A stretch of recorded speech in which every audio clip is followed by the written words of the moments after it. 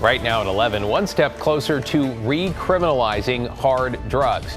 Plus, the race to the White House heads to Michigan, why tens of thousands of Democrats picked uncommitted over the president.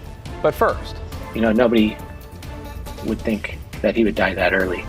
We hear from the lawyer representing the estate of a man who died, he says, after a nurse swapped out fentanyl for tap water. Thanks for joining us. I'm David Mulco, and we begin at 11 with that wrongful death lawsuit filed against a nurse and a hospital in Medford, a case of what is known as drug diversion that a family alleges had fatal consequences. Alma McCarty is in the newsroom tonight with the update. Alma? Well, David, while this particular case dates back to 2022, tonight Medford police have confirmed to KGW that they've opened a criminal investigation into alleged drug diversions at this hospital. His name is Horace Wilson. Went by Buddy. It was January 2022 when 65-year-old Horace Wilson fell 10 feet off a ladder and suffered broken ribs and a lacerated spleen. Attorney Justin Idiart says the first step was surgery. He had been intubated, but they took out the tube and things looked like, okay, he's going to recover fine from this. But then February 3rd, he starts to really take a turn for the worse. A newly filed lawsuit alleges that's because a nurse at Medford's Asante Rogue Regional Medical Center deliberately switched out his prescribed fentanyl medication with tap water, introducing bacteria into Wilson's bloodstream. This nurse is continuing to have access to his central line infusion, and we believe swapping out tap water for the fentanyl that should be coming through this drip. So this infection just keeps reoccurring. From there, the lawsuit says sepsis led Wilson's organs to fail. In late February 2022, Wilson was taken off life support and hours later died. According to the Oregon State Board of Nursing, last November, the nurse named in the lawsuit voluntarily agreed to refrain from practicing, pending the completion of an investigation. KGW reached out to the nurse via her lawyer. We have not heard back. The hospital also did not respond to new requests for comment, though in January, when the allegations of drug diversion first broke, told our affiliate, KOBI, we reported it to law enforcement and are working closely with them. Wilson's family is now seeking $11.5 million, $10 million for his pain and suffering, another $1 million for medical costs, and $500,000 for his wrongful death. No financial compensation is going to bring back Mr. Wilson, but it helps. He was only 65 years old. He's a successful businessman. He had 5 children, grandchildren, and he left a widow behind. Nobody would think that he would die that early. And tonight, Medford police declined to elaborate on their ongoing criminal investigation that started last year, only adding they'll likely release more details tomorrow. David? Alma McCarty in the newsroom this evening. Thank you, Alma. Tonight, a bill that would recriminalize possession of hard drugs in Oregon is now one step closer to becoming law. This evening, a joint committee voted to move House Bill 4002 to the full House. The proposal, which amends Measure 110, also includes potential jail time that can be avoided by a combination of completing drug treatment and probation. Now, despite some concerns, many lawmakers told us they're happy with this compromise. Committee co-chair Jason Krupp, a former prosecutor and Democrat from Bend, says he's committed to making sure this bill continues to move forward. We have more work to be done, but I'm going to leave here with the belief that we can tackle the addiction crisis in the state. I know we have incredible people doing incredible things in our communities in all parts of our state. We're going to find a way on the state level to support them. Well, we will keep you updated as we track the progress here. We understand the earliest it could be considered on the floor of the House is Thursday. To get you caught up on tonight's other headlines, a Clackamas County woman who attempted to treat her daughter's cancer with CBD oil is now headed to prison. Today, a judge sentenced Christina Dixon to 90 days behind bars. In November, a jury found Dixon guilty of custodial interference and criminal mistreatment. The charges stem from her efforts to prevent her then 13-year-old daughter from getting surgery to remove a cancerous tumor. The girl was taken into protective custody and underwent successful surgery in 2020. Prosecutors say the case proves parents have an obligation to ensure children receive life-saving medical care. A joint operation by Portland police and several other agencies has turned up 7 stolen cars and a cache of illegal firearms. Monday's operation focused on the city's east side and ended with 15 people under arrest. Meanwhile, new police data shows that stolen car reports have fallen significantly, with a 56% drop this January from the same month last year.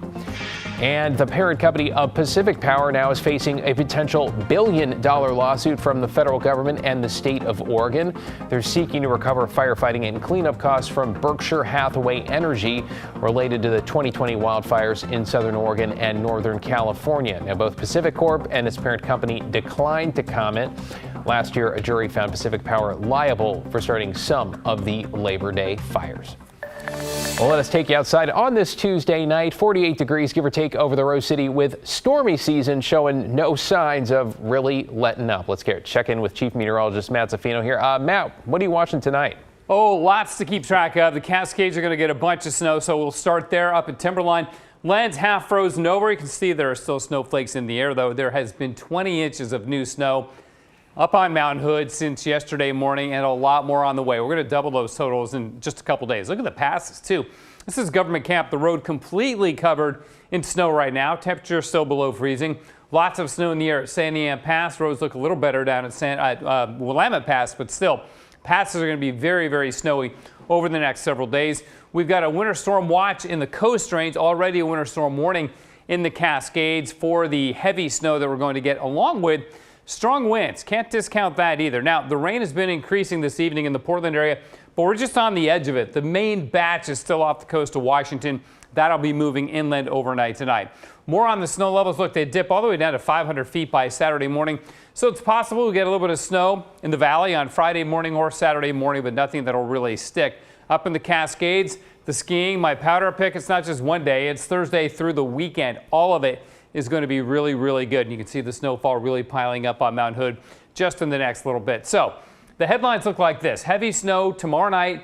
Snow level goes up a little bit tomorrow, but then comes right back down on Thursday, even lower on Friday and Saturday. And by the weekend, up over 2 to 3 feet on the mountain. Then we also, as I mentioned, need to keep track of the winds. They're coming up at the coast about 20 miles an hour. Already some stronger gusts. More on that later, David. Yeah, a lot to keep an eye on. Thank you, Matt.